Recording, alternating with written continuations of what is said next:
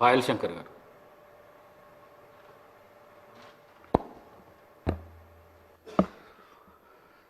అధ్యక్ష, మాట్లాడే అవకాశం ఇచ్చినందుకు మీకు ప్రత్యేకంగా ధన్యవాదాలు. ముఖ్యమంత్రి గారు ప్రత్యేకంగా ఒక విషయాన్ని ప్రస్తావించడం జరిగింది. ఈ యొక్క రాష్ట్ర ఆవిర్భావం తర్వాత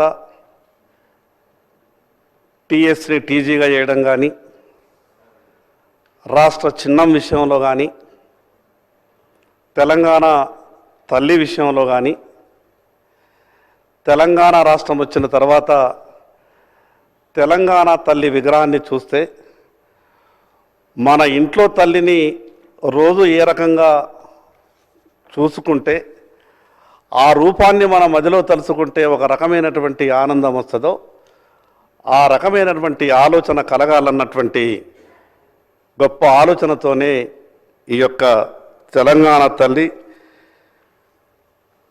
మార్పును చేసినామని గౌరవ ముఖ్యమంత్రి గారు చెప్పడం జరిగింది. ప్రభుత్వానికి పూర్తి అధికారం ఉన్నది. కానీ మా తరపున విజ్ఞప్తి ఏంటంటే, ప్రభుత్వానికి అధికారం ఎంత ఉన్నప్పటికీ ఈ సభలోని అన్ని పక్షాల సభ్యులతోని ప్రభుత్వానికి ఉన్నటువంటి ఆలోచనని పంచుకొని చేస్తే కొంత ఇంకా బాగుంటుండని మా సలహా సూచన.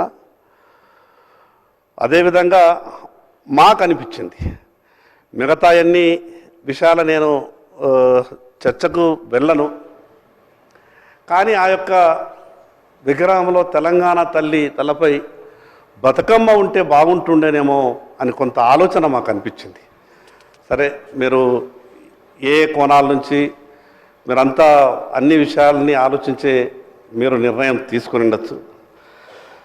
కానీ నేనేమంటే, గౌరవ ముఖ్యమంత్రి గారు ఈ రాష్ట్రానికి సరిగా లేనటువంటి అన్ని విషయాల మీద మార్పులు చేసేటటువంటి ప్రయత్నం చేస్తున్నారు. దానికి నేను ముఖ్యమంత్రి గారికి ప్రత్యేకంగా అభినందనలు తెలియజేస్తా ఉన్నాను. కానీ గత ప్రభుత్వం తీసుకున్నటువంటి ఈ రాష్ట్ర ప్రభుత్వ ఉద్యోగులకు సంబంధించినటువంటి ఈ రాష్ట్ర చిహ్నాలు మార్చిండ్రు, ఈ రాష్ట్ర గీతాలు మార్చిండ్రు, విగ్రహాన్ని కూడా మార్చిండ్రు. నేనేమంటానంటే, రూపకల్పన చేసిండ్రు, తరే కొద్దిగా ఏదో చేసిండ్రు. మొత్తానికైతే ఏది మంచి అనిపిస్తున్నదో అది చేస్తున్నామని చెప్పే ప్రయత్నం చేస్తున్నారు. చాలా సంతోషం. మేమేమంటున్నామంటే, గత ప్రభుత్వం 317 అనే జీవో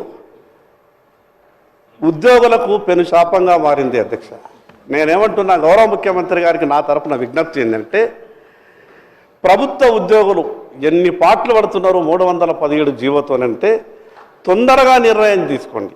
ఈ 3-4 కారణాలు ఏ రకంగానైతే మీరు స్పీడ్గా నిర్ణయం తీసుకొని సభలో చర్చ పెట్టి ఈ రకంగా మీరు ముందుకు పోయే ప్రయత్నం చేస్తున్నారో, ఈ 317 జీవో అసలు తెలంగాణ ఉద్యమమే మనకు స్థానికత కొరకు. తెలంగాణ ఒకటే నిమిషం సార్, నేను 1-2 నిమిషాలలో నేను చేస్తున్నటువంటి మంచి పనులకు ఒక 2 ఉదాహరణలు చెప్పే ప్రయత్నమే చేస్తున్నా. నేను ప్రభుత్వాన్ని విమర్శిస్తలేను అధ్యక్ష.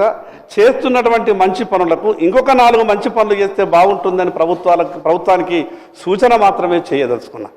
నేను ఎందుకు ఈ మాట చెప్తున్నానంటే అధ్యక్ష, అసలు తెలంగాణ ఉద్యమమే స్థానికత కొరకు ఏర్పడింది. స్థానికత విషయంలో మన పంచాయతీ వచ్చింది. కానీ తెలంగాణ రాష్ట్రం వచ్చిన తర్వాత ఈ 317 జీవో వచ్చి ఈ ప్రభుత్వ ఉద్యోగులకు ఈ రకమైనటువంటి ఇబ్బంది కలుగుతుందని ఎవరు కూడా ఊహించలేదు. నేను అందుకే ఇన్ని మంచి పనులు చేస్తున్నామని సభలో చెప్తున్నారు, చాలా సంతోషం. ఇటువంటి మంచి పనులు కూడా వాటికి ఎంతైతే స్పీడ్గా చేసినారో ఈ మంచి పనులకు కూడా అంత స్పీడ్గా చేయండి. ఒక్కొక్క చివరిగా 1 నిమిషంలో ముగిస్తా అధ్యక్ష. ఒక్క విషయం, తెలంగాణ రాష్ట్ర ఆర్థిక వ్యవస్థ గత ప్రభుత్వం చిన్నాభిన్నం చేసిండొచ్చు. ప్రభుత్వ ఉద్యోగులు విపరీతంగా ఇబ్బందులు పడుతున్నారు. జీపీఎఫ్ని కూడా జమ చేసినట్టు జీపీఎఫ్ని అది మీ తప్పు అని నేను కొత్త మీ మీదనే నింద చేసే ప్రతిపక్ష నేను రాజకీయ విమర్శ చేయదలుచుకోలేదు.